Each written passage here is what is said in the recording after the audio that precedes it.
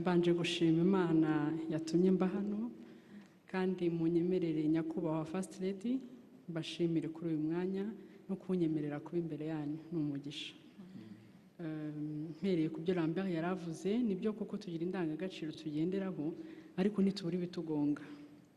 Pasteur Didier yageze kubivugaho, twagonzwe cyane n'umwanya y'umugabo namukunze cyangwa se twabanye akora ibintu byinshi, ari umuhanzi akaba n'umuganga. Ngeze mu rugo rero kumwe abagore tujyana n'imigisha nkihagera bahawe umwanya mwiza mu kazi, ari nako tunabyara, bituma rero umwanya uba muke. Kwa kuntu yamenyereye guhuza ibintu byinshi cyarimwe, yahise atangira n'ibintu byo kwandika ibitabo, yandika ibitabo by'abana akanabishushanya bikoreshwa mu mashuri ya primaire. Hanyuma nanjye ninjira mu rugo ndi umuntu wumva ko nzajya nakira umugabo nk'umwami. Wa mugabo umwanya wo kumwakira urabura, akajya agera mu rugo ananiwe, ariko uko yabayeho akunda gufatira ibintu icyarimwe, akagera mu rugo ambwira ati ngwino muri ofisi niho ngiye kuba nkorera. Ubwo nanjye imeza nayiteguye nk'iy'umwami nyine, nashyize n'ururabyo rw'iroza hagati. Wa mugabo akicara muri ofisi ahantu mu rugo ati bya biryo byaruze turire hano. Ubwo rwa rurabyo ntarubonye, ya masorori nkashyira ku masahane nkazana. Ndabireba ubwo niko n'abana baba benshi, akaza basuza ati banza nimba suze vuba vuba atari utuntu ngiye gushushanya. Ariko mbyitegereje mbona binyuranye na kwa kundi nshaka ko ibintu biryoha. Nza kwigira inama yo gusenga, ndavuga ngiye kubisengera Imana nk'uburyo nabimubwiramo. Iyo dukora twumva ko turi gukorera umuryango. Umuntu ushobora kumubwira uti oroshya agata akubwira atari ufite ikihe kibazo, sindi gukorera umuryango, si amafaranga dushaka, wenda akaba yakumva nabi. Narasenze koko Imana iranshoboza, mbimubwiye abyumva vuba. Ndambwira nti ndagukeneye, hari ikintu nshaka ko tuganira. Rero nubwo ufite inshingano ukaba uri gushakira umuryango, ariko nanone uru rugo uri umwami. Hari intebe umwami agomba kwicaramo, iruhande hari umwamikazi, hari amakeya nkeneye nawe ukaba ukeneye. Ntaba bana bacu nabo baragukeneye. Ntiwowe bigerageze ujye uva ku kazi uduhe umwanya muto, urebe ka kazi uzagakora, n'ibyo ukora uvuye mu kazi uzabikora kandi ubikore neza. Yanyumvishe vuba irimo Imana byose birakunda. Atangira kujya ava ku kazi, n'ubundi yazaga kare ariko agahita ashaka gukora ibintu byinshi. Na cya gitabo yamara kugishushanya ateka nsimbukire muri studio gato. Atangira kujyaza, akunda kwikurira abana ku kazi, ku ishuri, agasanga nanjye nageze mu rugo kare, akaza noneho avuga ati noneho mu gihe uri koza abakobwa ndabanoza abahungu. Ibintu bitangira kuryoha. Ejo akagaruka avuga ati ariko nimuze dukora amandazi, akunda guteka cyane. Mu gukora amandazi agahamagara abana be bose, ubwo nanjye nkaba ndaho mu gihe bari gupona nti mukorogera amagi, ntinguhe isukari. Ugasanga none ibintu birushaho kuba byiza, ariko nayo bimuruhura mu mutwe. Nashaka kwampa umwanya ngo mwereke ko nubwo yiriwe mu kazi, ashyizemo iminota yo kuba mu rugo dukina turuhutse, biramuruhura kurusha. Ibyo bintu byaramuruhuye, yaza yabaye na stress ku kazi, akaza avuga ati murebe akantu dukina ndebe nabonye binduhura. Nukuri byaramufashije cyane, narabibonye. Akagira iyo mikino yacu dukina mu rugo, tukagira umwanya wo kwigisha abana, umwanya wo gusenga. Noneho dufite abana 5, ufite abana benshi, utabishyizeho gahunda biba bibi. Twashyizeho gahunda y'amasaha y'abana yo kurya no kuryama kare. Saa 2 wacu nta mwana uvuga. Ya masaha abana baryamye ni umwanya wacu turi babiri wo kuganira, ni umwanya wo kureba ibyo azakora ejo mu kazi, ni umwanya wo kwandika bya bitabo, ni umwanya se wenda tunahitamo kureba na filime. Njye nkunda filime cyane, we akayanga kubi. Akambwira ati televiziyo ntukayishyira imbere, ariko haba harimo Mani yavuzwe cyane ngira ngo yari yababwiye. Mani yahagera akaza vuba vuba ati cara nkwereke umukinnyi duheruka kugura. Kandi yarambwiye ko televiziyo atayikunda.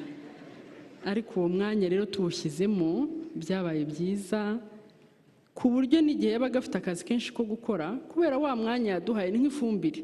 yaragendaga agakora jye n'abana twavuga ngo papa ari busy, aho azazira tuzahita dukora ibi n'ibi n'ibi, ugasanga abana birabafashije kandi nawe biramufashije.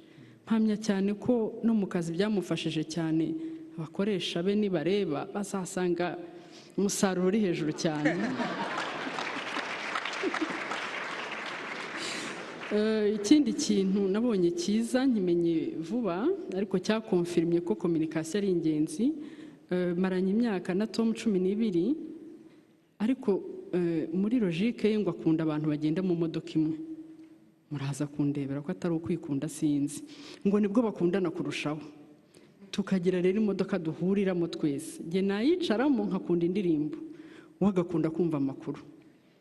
Uko ngezemo nkakubitamo indirimbo, nawe hashira iminota ati ntirangiye agakubitamo amakuru. Noneho rimwe na rimwe bikambabaza nkavuga ariko simvuge. Ejo bundi muri iki cyumweru Imana yampishuriye ibintu bikomeye. Ndamureba yinjiye mu modoka, amakuru aratangiye. Ubwo nene ndi kwimvira uturirimbo ndi muri mood. Ariko Imana iramfasha sinarakara, none ndamubaza nti jewe mbona uruha cyane. Ntigiye numva ugiye ubanza ukumva uturirimbo mu mutwe hakaruka byagufasha. None haransubiza ati jewe burya indirimbo nakazi kuri jye. Hari igihe dutwarwa cyane tukibagirwa ko twashatse abantu bafite n'impano nziza y'ubuhanzi. Ndamwe ntuzi ko ari byo. Ati giye ndi kumva indirimbo ntangira kumva aho ibyuma bihengamye, mastering n'iki. Ati rimwe na rimwe hita njya muri studio kandi atari umwanya wabyo. Atari ko amakuru aranduhura mu gihe mwebwe indirimbo arizo zibaruhura. Nasanze naratinze kubibaza. Iyo myaka 12 yose naramuvunye. Ubu kuva uwo munsi rero sintuma nagera mu modoka, mbona tunguka hari nagezemo nakwisema amakuru. Kugira ngo bimuruhura. Aho rero nize ko communication si ngombwa ko mwicara muri restaurant, si ngombwa mu cyumba, ahantu hariho hose mwaganira kandi ikintu kibubaka, kiborohereza mu mutwe, kinatanga umusaruro ufatika. Murakoze. Reka nawe muhe umwanya agire wenda uko nabonaga byinshi nawe afite ibyo yabonaga agira icyo atubwira. Tricia arakoze. Nyakubahwa First Lady, nanjye ndagushimiye ko mwaduhaye uyu mwanya ndetse n'abateguye iki gikorwa. Ibyo Tricia avuze je n'ajoute rien. Ariko ndi bwongereho akantu gato nanjye kuri ku rugendo rw'iyo myaka 12. Mu by'ukuri kuba twicaye hano suko turi special, nta n'uwo dushaka wenda kubwira ngo kora gutya. Buri wese afite icyo yasangiza undi kikamwigisha cyangwa kikamufasha. Natwe kuva mu gitondo hari byinshi twize. Ndi buvuge rimwe na rimwe ku kintu gikunda kubangamira couples iyo bakiri batoya. Ni ikintu gikunze kuba rimwe na rimwe abantu ntibabone uburemere bwacyo. Ikintu gikurikira kiba mu gihe cyo gutegura ubukwe, nyuma y'ubukwe ndetse no mu rugo. Ikintu cy'amagambo. Amagambo rimwe na rimwe avugwa n'inshuti n'abavandimwe na rubanda. Rimwe na rimwe ugasanga aciye abo bantu intege iyo badafite urufatiro rukomeye, bikaba byanabaviramo intandaro y'amakimbirane. Twe twahuye na challenge tukibana social media. Buriya social media zikunze kubangamira abantu baba star, abakina filime, abanyamakuru, abahanzi. Twe tukibana haje inkuru yuko ngo twabyaye umuzungu. Ubwo birumvikana ko wamubyaye afite ahandi yamukuye. Hanyuma banarenzaho ko twamaze no gutandukana, yatwaye imitungo yagiye. Ibyo bintu urumva ko ari ibintu biri bizarre, nge narabisuzuguye rero. Ndetse nayo kuko turi kumwe yabyumva yabimbaza nkamubaza se ko Tricia bavuga ari wowe ukaba utarabyara, urumva ibyo bintu bifite ishingiro. Ariko twibagiwe ko twari dufite umuryango. Mu rugo iwabo bakundaga kumubaza kuko urumva iyo abantu bagishaka imiryango ibaha umwanya kugira ngo babanze bamenyane, bubake urugo rukomere. Igihe kimwe rero bamwe mu bantu b'ababyeyi be baramuhamagara baramubwira bati ibintu twumva koko niba mufite ikibazo mwatwegereye tukakiganiraho ariko ntituzabone biturika. Tricia agerageza kubasobanurira. Uwo munsi bihurirana ko nanjye inshuti yanjye, hari umuntu w'inshuti yanjye twanagendanaga twabaga turi kumwe kenshi, wamamagaye ati rero hari ibintu nashatse kukubaza ariko mbura uko mbivuga, ariko unyihanganire mbikubaze kuri telefone. Atowe na Tricia mufitanye ikibazo? So nawe ndamusobanurira ndamubwira nta kibazo dufitanye, kubw'amahirwe ibintu bavugaga hari n'undi bari barabivuzeho. Ndamubwira nti se wa undi wundi babivuzeho urabona atari script bafashe bakayituzanaho? So ariko kubera ko twakomezaga kubibazwa n'abantu benshi, icyo gihe nakoresheje social media kuko naho byari biri, mbivugaho ndabyadressinga, kubw'amahirwe birahagarara. Urwo ni urugero rwatubayeho, ariko ngira ngo abantu benshi bahura n'ibyabo. Ushobora kuba mu rugo ugasanga wenda umugabo wawe iwanyu ntago bamukunze mu ntangiriro ko batamuzi, byamugeraho bikamuca intege, noneho mukubaka urugo mutibona neza mu muryango, cyangwa mwamugishakana bati ko mutabyara, cyangwa mwabyara umwana wa mbere bati ko mutarabyara uwa kabiri. Ugasanga ibyo ubwabyo rimwe na rimwe bitari mu bushake bwanyu, kuko hari abantu bashobora no kubana bashaka kubyara bakamara imyaka 5, 10 bakazababyara. Icyo twakinyuzemo gutyo, kuko of course twaraganiraga hagati, ariko ko cyavugirwaga hanze y'umuryango habayeho uburyo bwo kucyadressinga. Ikindi ndi buvugeho ni ku kintu gikunze kutugonga by'umwihariko kijyanye no kubahiriza igihe.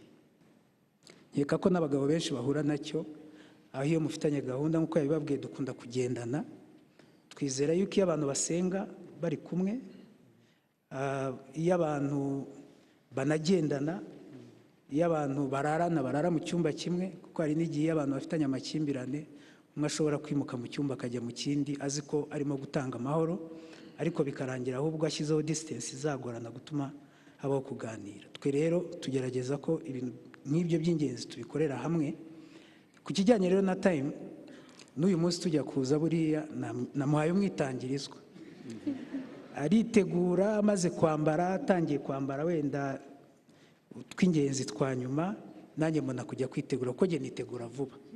Ubundi mbere nariteguraga nkajya mu modoka ngatangira kuvuza amahoni, noneho yaza tukagendana turakaye tutavugana, kuko mushyizeho pressure, wenda aje nta makiyaje akoze cyangwa ntabwo yizeye uko byagenze, aje arimo kwireba mu modoka ambaza ati kubera icyo banshyizeho pressure, mba nabanje gutegura abana kumenya icyo baza kurya tudahari, kuko n'umuntu ukunda abana cyane.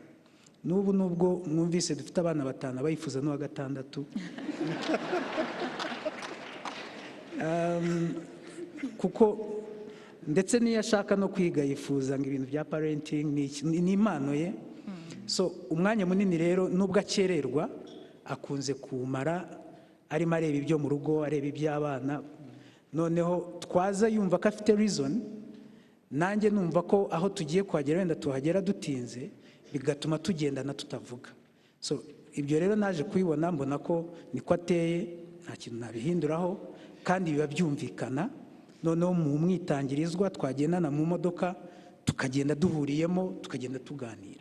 Icyanyuma gikunze kugonga abantu cyane cyane abagabo ni ikintu akenshi dushaka abagore tunarusha n'imyaka, noneho kaza unafite niyo superiority complex.